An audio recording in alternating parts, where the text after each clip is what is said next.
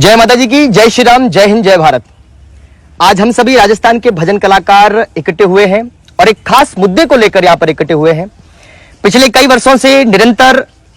धर्म की जागृति, संस्कृति और साथ साथ धर्म का प्रचार हम लोग करते आ रहे हैं और धर्म जागृति और प्रचार के साथ साथ विशेष करके हम एक विचारधारा का, एक पार्टी का हम लोग सपोर्ट करते आ रहे हैं और हमारे गायन की वजह से और हमारे प्रोग्राम की वजह से उनको बहुत फायदा कई वर्षों से निरंतर मिलता हुआ आ रहा है।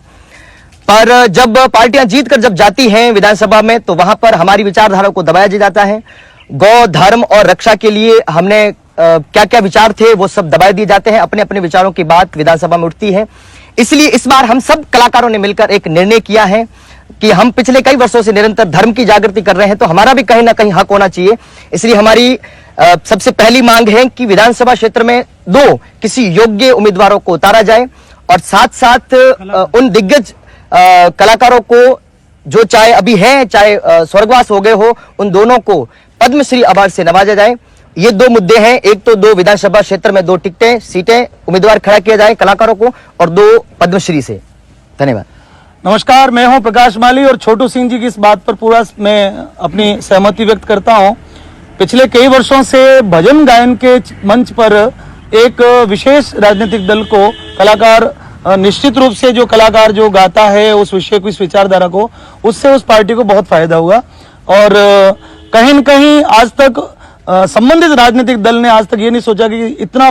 हमारा जनमत इकट्ठा करने वाले कलाकारों को भी कभी अवसर दिया जाए। ये जो चुनाव है, इस चुनाव से पहले, ठीक पहले, सभी कलाकारों के मन में जो भावना दबी हुई थी उसके संबंध में हमने आज सारे कलाकारों के साथ में बैठक करी है और सभी कलाकारों ने हुंकार भरी है कि इस बार की विधानसभा चुनाव में कम से कम 2 टिकट जो है, जिस पार्टी की विचारधारा को हमने सबसे ज्यादा दुनिया तक पहुंचाया, मतलब हम उसके भाट बन के उनकी वृद्धावली गाते रहे, ऐसी राजनीतिक दल से हमारी सबकी अपेक्षा है कि कम से कम 2 टिकट जो है किसी भी विधानसभा से योग्य उम्मीदवार को आप उतारें। और यदि इस बात को आपने अनसुना किया, यदि ऐसा नहीं किया, तो आने वाले समय में कलाकार जो है वो निश्चित रूप से विपरीत भी हो सकते हैं, क्योंकि सरकार जो है उसने यदि अच्छे कार्य किए हैं तो हम केवल और केवल अपना आपका मन रखने के लिए उन कार्यों का कभी मंच पर जिक्र नहीं करते। लेकिन यदि हम लिस्ट बना के कहें तो सरकार ने संबंधित जो कार्य किए हैं उनके बारे में यदि वर्णन करना शुरू कर दे तो शायद बहुत बड़े नुकसान का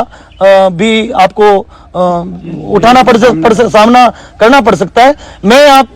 हमारे सभी राजस्थान के दिग्गज, पूर्व और वरिष्ठ कलाकारों की ओर से ये आपसे आग्रह करता हूं कि इस बार से गंभीरता से सोच के इस विषय पर और आने वाली विधानसभा में ये 2 टिकट और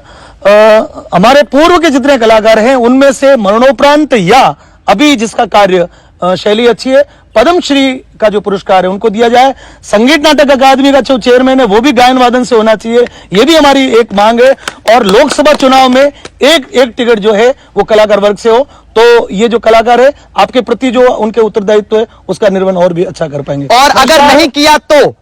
इसके बाद हमारी वार्निंग भी सुन ले, अगर हमारी इन मांगों को नहीं मानी गई तो आप कई कलाकारों को विधानसभा क्षेत्र में मैदान में उतरा हुआ देखोगे, चुनावी मैदान में देखोगे और इसका नुकसान किसको होता है वो आप स्वयं तय कर लेना। जय हिंद, और भारत माता की जय हो, माता की जय हो। अब की बार विधायक कलाकार, अब की बार विधायक कलाकार, अब की बार विधायक कलाकार, भारत माता की जय हो।